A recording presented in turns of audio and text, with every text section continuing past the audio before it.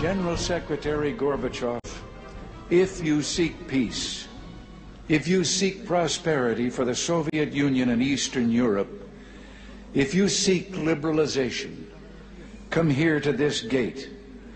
Mr. Gorbachev, open this gate. Mr. Gorbachev, tear down this wall. Hoo-ha! Well, Mr. Gorbachev didn't tear down this wall, though it did get torn down on this day back in 1989.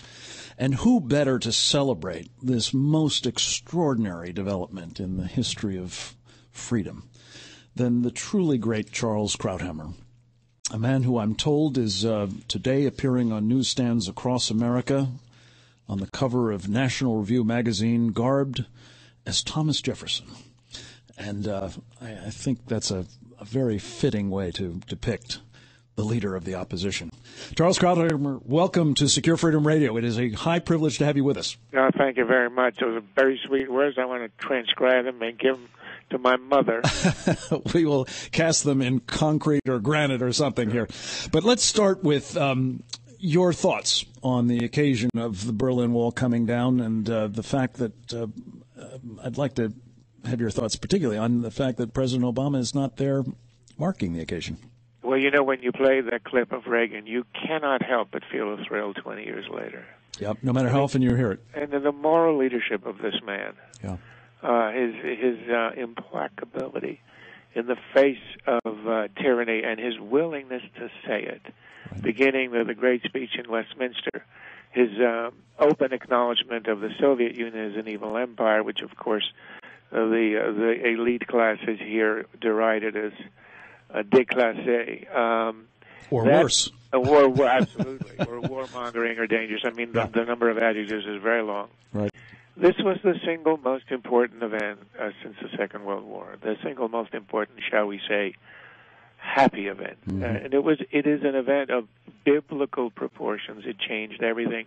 I know that you and I never thought we would ever live to see the end of the Cold War, right. Because it seemed as if the enemy was there to stay, and it would be a constant condition of life. And the fact that it came down is a tribute to American strength, power, moral clarity.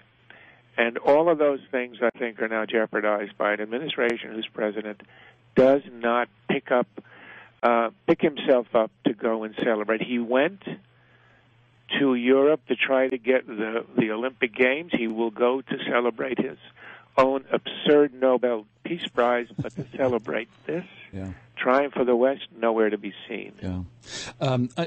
Let's speculate on why that is in a moment, but I just wanted to round out your tribute to Reagan by one further thought, if I may, Charles Krauthammer, and that is that it was also Reagan's determined pursuit of a strategy aimed at destroying the Soviet Union that made all this possible. It didn't just happen. It wasn't the internal contradictions. It certainly wasn't Mikhail Gorbachev trying to put it in the dustbin of history. It was Reagan who did it, and that's one of the things that should be remarked. But why is it, do you think, this president is so hostile to freedom and its commemoration, let alone its expansion?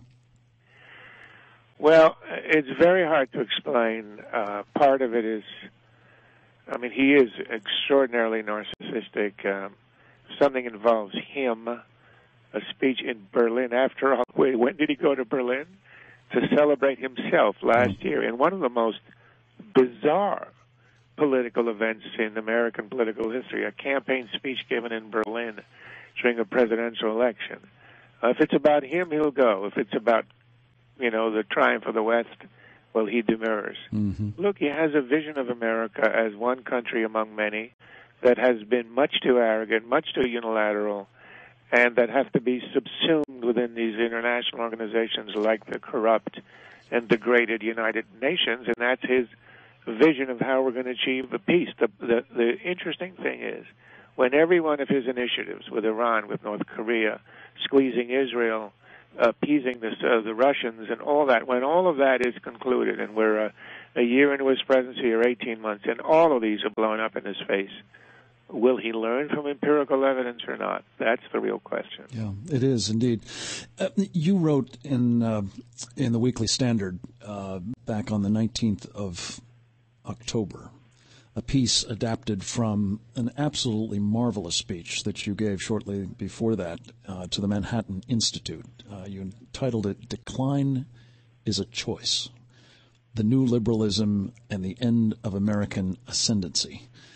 And Charles Krauthammer, you captured in just a few pages, it seems to me, a marvelous not only characterization of the Obama administration with its proclivities, but also of the choice that really is before all of us now as to whether to go along with this vision, as you've so well described. What do you think we are on that? Yes, I appreciate your kind words about it. But look, it seems to me there's this big debate: is America in decline or is it not? And I think both sides are wrong. The decline isn't a condition. It's not a fate. Mm-hmm. America has never had its future written in advance. America creates its future. And we're now at a crossroads. We really have a left liberal presidency, far to the left of the Clinton administration, for example, which sees the ideal for domestic society as the social democracy of the European Union and not the traditional dynamic capitalism of the United States. Hence, this monstrous health care reform, cap and trade on energy, and all of the government intrusions. That's on the domestic side. And on the foreign side, it sees America as a country that should not raise itself above others, should not undertake the burdens of liberty and leadership, and should try to appease its enemies, and that it thinks, this administration thinks, will bring lasting peace. Now, these, on domestic and on the foreign side, these are prescriptions for a smaller, weaker, more not just humble but humiliated America, and that's what we face if we choose the path that Obama is pointing us to. Yeah. Charles, I've tried in my own modest way to encapsulate this in 9 words as the Obama doctrine: undermine our allies, embolden our enemies, and diminish our country. And I think what you've said in much more elegant terms, both here and in your pieces, it sort of helps validate that worrying choice. There's a lot to be said in favor of concision, Frank. I think I have to hand it to you. It took me about 5,000 words. I think your 9 does it just as well. I mean, it's undeniable everywhere you look. It's a distillation, but I would prefer to have your 5,000 words any day. Charles, in the space of the remaining 40 seconds we have with us, give us just a quick burst on engagement with Iran as you see it at this point. We have just been humiliated again. They have just stuck a finger in Obama's eye by saying they're going to put on trial the 3 hikers who wanted to cross the border. It shows they have utter contempt for this president. Every offer he makes, they reject, and he comes on the bended knee to make a weaker offer, which he just did on uranium.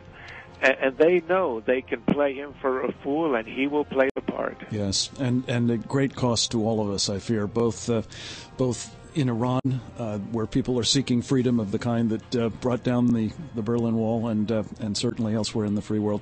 Charles Krauthammer, I have not done you justice in introducing you, but I'm hoping that everyone listening to Secure Freedom Radio knows you as a Pulitzer Prize-winning syndicated columnist for the Washington Post, contributing editor to the Weekly Standard and New Republic, and, of course, your many, many contributions to Fox News. Thank you for contributing to Secure Freedom Radio, and I do hope you'll come back soon.